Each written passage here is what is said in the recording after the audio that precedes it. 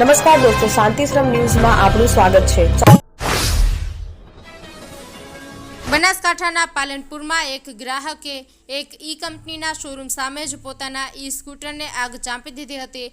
ગ્રાહકના જણાવ્યા મુજબ સ્કૂટરનું સ્ટેરિંગ અલગ થઈ જતા અને કંપની તરફથી યોગ્ય પ્રતિસાદ ન મળતા તેમણે આ પગલું ભર્યું હતું। આ ઘટનામાં સ્કૂટર બળીને ખાખ થઈ ગયું। ઓગળ તાલુકામાં આવેલા તાણા ગામે ઐતિહાસિક શ્રી ચામુંડા માતાજીનું મંદિરની સાનિધ્યમાં આવેલા ગોકુલનગર સોસાયટીમાં બિરાજમાન શ્રી ગોકુળિયા ગોગા મહારાજના મંદિરે દ્વિતીય પાટોત્સવ નિમિત્તે ઠક્કર મનોજકુમાર નટવરલાલ પરિવારના યજમાન પદે વિધિ વિધાનથી મંત્રોચ્ચાર સાથે યજ્ઞ યોજાયો હતો।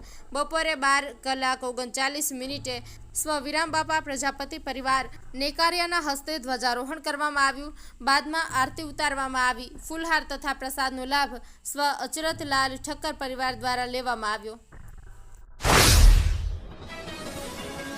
વડાપ્રધાન નરેન્દ્રભાઈ મોદીના 75મા જન્મદિવસે Banas dairy, Banas medical college અને બનાસ જનરલ હોસ્પિટલ દ્વારા મફત મેગા મેડિકલ કેમ્પ, દિયોદર સામૂહિક આરોગ્ય કેન્દ્રમાં મેગા આરોગ્ય કેમ્પ યોજવામાં આવ્યો હતો, જેમાં મોટી સંખ્યામાં દર્દીઓએ સારવાર, તપાસ અને દવાનો વિનામૂલ્યે લાભ લીધો હતો। જો કે દિયોદર સામૂહિક આરોગ્ય કેન્દ્રમાં એક્સરે અને સોનોગ્રાફીને ખંભાતી તાળા હોય પ્રજાજનો આવડા મોટા મેગા કેમ્પ આરોગ્ય કેમ્પમાં લાભ લઈ શકે નહીં, જેના અભાવે દર્દીઓ ભાડું ખર્ચી આવ્યાનો વસવસો દર્શાવી રહ્યા હતા।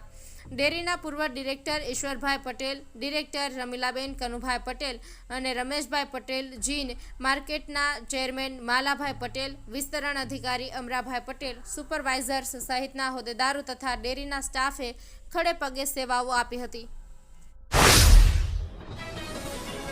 કાંકરેજ તાલુકાના પાદરડી ગામે પોલીસ અને લોકો વચ્ચે ઘર્ષણ। શિહોરી પોલીસ જમીનના કબજા બાબતે પંચનામું કરવા ગઈ ત્યારે ખેતરોમાં લોકો અને લેડીઝ વચ્ચે ઝપાઝપીના દ્રશ્યો સર્જાયા। મૂળ માલિકની જમીનનો કબજો આપવા માટે કોર્ટે હુકમ કર્યો હતો, જે માટે પોલીસ પંચનામું કરવા ગઈ હતી। જમીન પર કબજો કરીને બેઠેલા લોકો અને પોલીસ વચ્ચે બોલાચાલી અને ઝપાઝપીના દ્રશ્યો સોશિયલ મીડિયામાં વાયરલ થયા। Simco sunlight paints, Simco sunlight paints કવિન સાફ્ટર મશીનથી કલર બનાવનાર નવીન ઘરને સુશોભિત કરવા એકવાર અવશ્ય મુલાકાત લો। Simco sunlight paints, Simco sunlight paints. પાલનપુરમાં એસબીઆઈ બેંકમાં એટીએમ મશીનમાં છેડછાડ કરીને બેંક ખાતામાં ડેબિટ દેખાય નહીં તે રીતે 88 જેટલા ટ્રાન્ઝેક્શન કરીને ₹8,65,000 ઉપાડીને બેંક સાથે છેતરપિંડી કરાઈ હતી, જેમાં પોલીસે સઘન તપાસ કરીને રાજ્યવ્યાપી એટીએમ ફ્રોડ આચરતી ગેંગનો પર્દાફાશ કરીને એક આરોપીને ઝડપી પાડ્યો છે।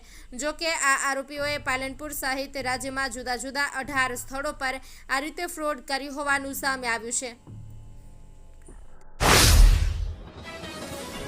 થરાદ શહેરી વિસ્તારમાં ભૂગર્ભ ગટરનું ગંદુ પાણી રોડ પર રેલાતા રહેદારીઓ તેમજ સ્થાનિકો પરેશાન થઈ રહ્યા છે।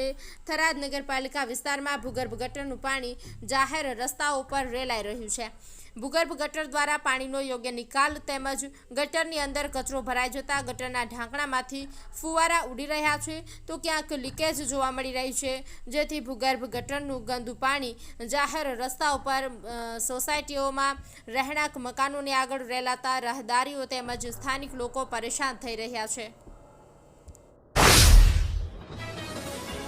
વાવ થરાદ જિલ્લા કલેક્ટરે પૂર અસરગ્રસ્ત ટડાવ અને બાલુત્રી ગામની મુલાકાત લીધી। વરસાદી પાણીનો નિકાલ કરવા વરસાદી વહીવટી અધિકારીઓને આપી સૂચના। રોગચાળો અટકાવવાની વ્યવસ્થા કરવા આરોગ્ય વિભાગને ટકોર કરી છે। પૂર પીડિત ટડાવ અને બાલુત્રી ગામના સરપંચો સહિત ગામ લોકો સાથે સંવાદ કર્યો। વરસાદી પાણી ભરાયેલા ગામ લોકોએ મેડિકલ કેમ્પ ખોલવામાં આવે તેવી રજૂઆત કરી। વાવ થરાદ જિલ્લા કલેક્ટર કચેરી ખાતે વિકાસની પ્રતિજ્ઞા લીધી. ભારત વિકાસ પ્રતિજ્ઞા અંતર્ગત સરકારી કચેરીઓના કર્મચારીઓને પ્રતિજ્ઞા લેવડાવી. રાજ્યમાં 7 થી 15 ઓક્ટોબર દરમિયાન વિકાસ સપ્તાહની ઉજવણી કરવામાં આવી રહી છે. કલેક્ટર કચેરીમાં ફરજ બજાવતા કર્મચારીઓ અને અધિકારીઓએ ભારત વિકાસ પ્રતિજ્ઞા બાદ ઓનલાઈન રજીસ્ટ્રેશન કરાવ્યું હતું. પ્રતિજ્ઞામાં થરાદ દિયોદર પ્રાંત અધિકારી સહિત કાર્યાલય ખાતે લોકસેવક કાર્યાલય ઇન્ચાર્જ ચીફ ઓફિસર, આરોગ્ય અધિકારી સહિત તમામ અધિકારીઓ ઉપસ્થિત રહ્યા હતા.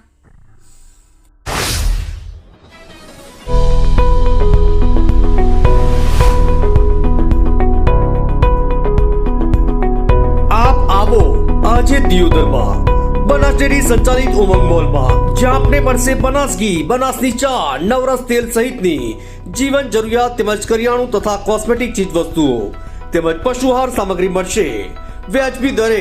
આજે સંપર્ક કરો ઉમંગ મોલ, ખીમાળા બાબર હાઈવે, તિરુપતિ સોસાયટીની સામે, બ્રિજના છેડે. આજે સંપર્ક કરો 94 276 45 123. ધરણીધર તાલુકામાં આવેલા ઢીમા ધરણીધર ભગવાનના મંદિરે શ્રદ્ધાળુઓ ઉમટ્યા. આસો સુદ પૂનમ હોવાથી ભારે શ્રદ્ધાળુઓએ કર્યા ભગવાનના દર્શન. મિની દ્વારકા ગણાતું ભગવાન ધરણીધર શામળિયાનું ધામ ગુજરાત, રાજસ્થાન સહિત અન્ય જગ્યાએથી દર પૂનમે દર્શન કરવા આવે છે લોકો. શામળિયા ભગવાનની જય હોના નાદથી મંદિર ગુંજી ઉઠે છે. વહેલી સવારથી જ મોટી સંખ્યામાં શ્રદ્ધાળુઓની ભીડ જોવા મળી હતી.